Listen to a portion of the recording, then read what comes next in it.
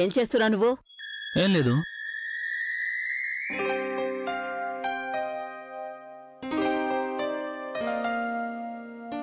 ప్రజ్ఞ. Sorry అమ్మమ్మ. హే అభి, నువ్వు లోపలికి పదా. నువ్వు ముందు లోపలికి పదా. ఏంటిదంతా? నువ్వు తనకి ఇలాంటి బట్టలు వేయించి అమ్మాయిని కిందికి అందరి మధ్యలోకి తీసుకొస్తావా? నానమ్మ, నన్నెందుకు అడుగుతున్నావు? తననే అడగొచ్చు కదా. తనేం అడగాలి? నాకు బాగా తెలుసు ఇదంతా నీ పని అని తెలుసు. నువ్వే తనకి బలవంతంగా ఈ బట్టలు వేసుకోమని చెప్తున్నావు, అవునా? నేనా? తన నాతో ఏం చెప్పిందో తెలుసా? అమ్మమ్మే వేసుకోమని ఇచ్చారు అంది. నేనా? అవునమ్మమ్మ, మీరే కదా చెప్పారు. నేనెప్పుడన్నాను? మరి ఆలియా చెప్పింది ఈ డ్రెస్ మీరే పంపించారు అని. కానీ నేనైతే తనకి అంతా అర్థమైంది. ఇదంతా ఆలియా కావాలని. నేనిప్పుడే వెళ్ళి దాని పని చెప్తాను. వెళ్ళు. ఇలా చూడమ్మా, నీకు ఏ బట్టలిచ్చినా సరే నువ్వెలా తయారవ్వాలనుకుంటే అలా తయారవ్వు. ఇలా చూడు, ఒకవేళ ఆలియా నాకు చెప్పిందనుకో నువ్వే ఇదంతా తన్ని చేయమన్నావు అని, ఆ తర్వాతిక నిన్నెవ్వరూ కాపాడలేరు.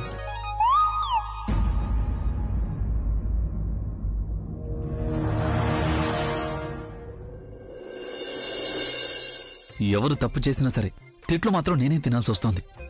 ఈ కళ్ళజోడిని నేను అస్సలు వదలను. ఏయ్ కళ్ళజోడు, ఏయ్ ఆగు, నేను చేంజ్ చేసుకోవాలి. హలో మిస్ మోడల్, ఇక్కడ నువ్వు వాక్ చేస్తున్నట్టు కనీసం ర్యాంప్ మీద కూడా నువ్వు వాక్ చేసి ఉండవేమో. I'm so excited. నేను చూడాలి ఆ కళ్ళజోడు ఎప్పుడైతే నా డ్రెస్ వేసుకుని కిందకొస్తుందో అప్పుడు అందరి దృష్టిలో దిగజారిపోతుంది. అది అప్పుడు చాలా సంతోషంగా ఉంటుంది. సంతోషంగా అయితే తప్పకుండా ఉంటుంది, అలాగే కాస్త రిలీఫ్ గా కూడా ఉంటుంది కదా. కానీ తనకి ఇంత టైం ఎందుకు పడుతుంది నాకు తెలీదు. ఒకవేళ అద్దం ముందు నిలబడి సిగ్గుపడుతుందేమో. తనకి ఇవన్నీ కొంచెం కూడా అలవాట్లేదు కదా.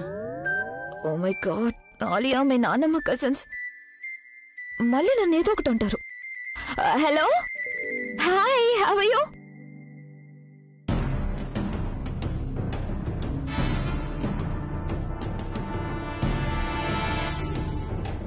ఆలియా, నువ్వు ప్రజ్ఞకి ఏ డ్రెస్ ఇచ్చావు వేసుకోమని?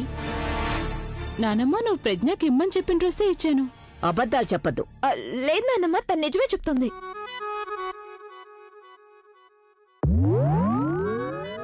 Phone, I'll call you back.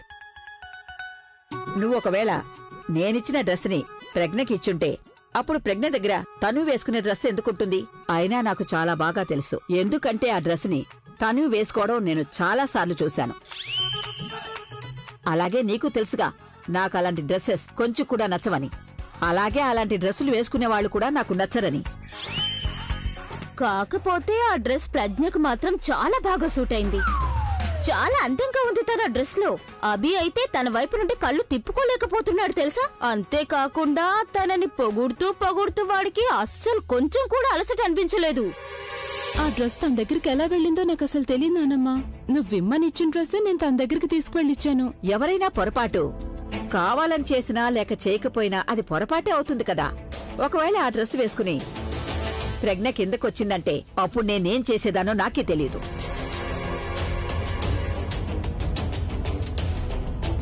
కానీ నానమ్మ, ఆలియా, నీకు తెలుసు కదా తను మీ ఇద్దరు లాంటిదైతే కాదు. తను ఎలా ఉందో అలాగే ఉండనివ్వు. నేను తనకి ఏ చీరైతే కట్టుకోవడానికి ఇచ్చానో ఆ చీరని తీసుకెళ్లి తనకిచ్చేసిరా. అంతేకాకుండా ఆ చీరని మీరిద్దరూ ఎలాగూ కట్టుకోలేరు కదా, అవునా?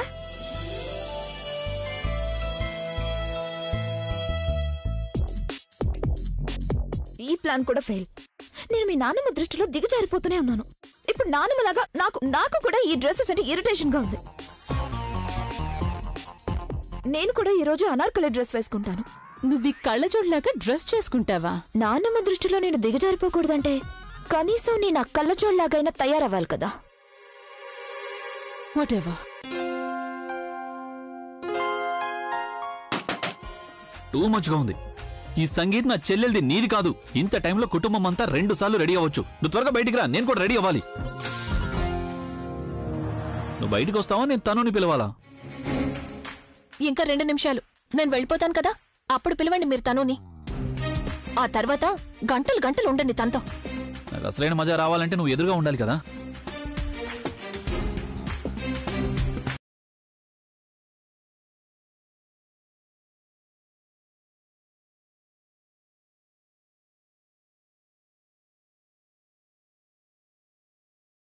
తలుపు తెరవడానికి ముందు నాక్ చేసి తెరవచ్చు కదా. నాక్ లోపలికి రావడానికి చేస్తారు గాని బయటికి రావడానికి కాదు. అయినా నాకెలా తెలుస్తుంది మీరు తలుపు కతుక్కుని నిలబడ్డారని? మీరు ఆల్రెడీ రెడీగానే ఉన్నారు కదా, నాతో ఎందుకు అబద్ధం చెప్పారు? విషయం ఏంటంటే నువ్వెప్పుడు నా చేంజింగ్ రూమ్కి వచ్చినా సరే నాకు ఒక విచిత్రమైన స్మెల్ వస్తుంది. అందుకనే నేను నా చేంజింగ్ రూమ్ని నీ టార్చర్ నుంచి కాపాడుతున్నాను. నేను ఇప్పుడు కిందికి వెళ్తున్నాను, నీకెప్పుడు రావాలనిపిస్తే నువ్వు అప్పుడు రావచ్చు. నన్ను గదిలోనే ఉండనివ్వరు, చేంజింగ్ రూమ్ లోనే ఉండనివ్వరు. అసలు నీకెప్పుడు నా లిప్స్టిక్ ఏమైంది? ఇందాకే వేసుకున్నాను కదా. నానమ్మా, నేను ఎలా ఉన్నానో చెప్పు. బాబు అభి, నా కళ్ళు ముందుకున్నాయి కదా, వెనకేమీ లేవు కదా. నన్ను వెనక్కి తిరగనిస్తేనే కదా నేను చెప్పగలను. కరెక్ట్. మదిపోతుంది కదా. ఎలా అనిపిస్తోంది నీకు నా కొత్త లుక్? చాలా బాగుందబ్బి. నీ గెటప్ కి కారణం ప్రజ్ఞే కదా? ఏంటి అంటే నా ఉద్దేశం. తన ఉద్దేశం ఏంటంటే ప్రజ్ఞ ఎక్కడా? తను చేంజ్ చేసుకుంటోంది. నేను కిందికి వెళ్తున్నాను. లేదు లేదు, ఈ గెటప్ లో నువ్వు అమ్మాయితో కలిసి బయటికి రావాలి. అప్పుడే చాలా బాగుంటుంది. ఏంటి, అవునా? ఇక పదండి వెళ్దాం. వీళ్ళందరూ ఎందుకు ఇలా నవ్వుతున్నారు? వీళ్ళలో ఏదో డిఫెక్ట్ ఉందని నాకు అనిపిస్తోంది.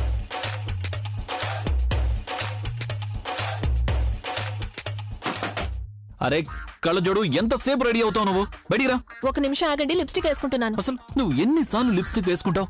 ఒకవేళ నీకు డార్క్ కలర్ కావాలంటే నాది కాదు. నాదెందుకు? ఎవరిదన్నా రక్తం తాగొచ్చు కదా.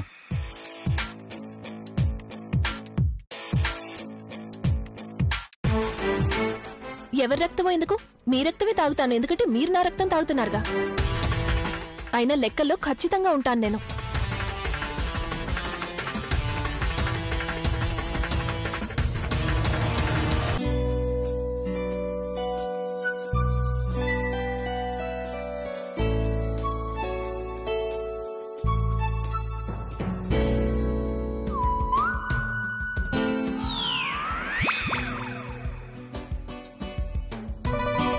నువ్వెక్కడికి వెళ్తున్నావు? ఇద్దరు మేనేజర్లు బయట నిలబడ్డారు. ఒక మేనేజర్ తనతో లోపలే ఉన్నాడు. నువ్విక్కడే ఉండు.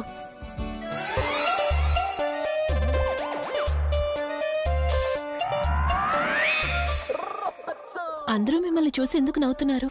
ఏంటో వేద ప్రశ్న. నిన్ను చూస్తే ఎవరికైనా నవ్వుస్తుంది కదా. Hi doctor.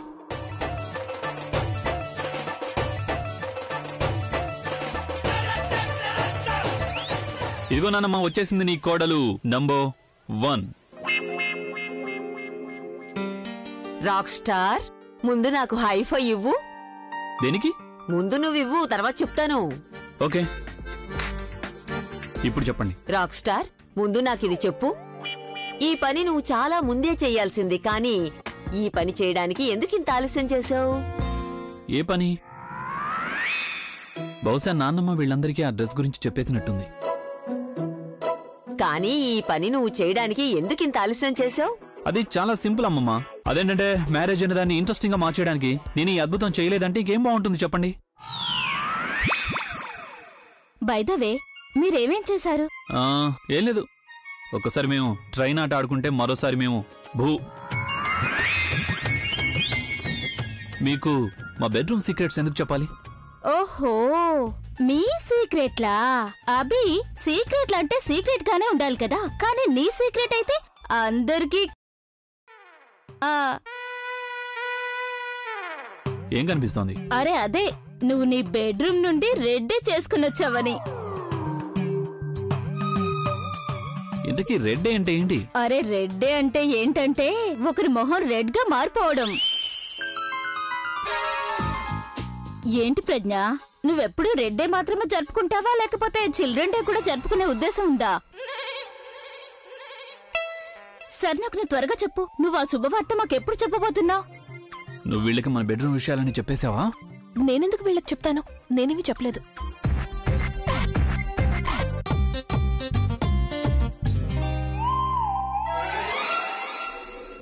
అన్నయ్య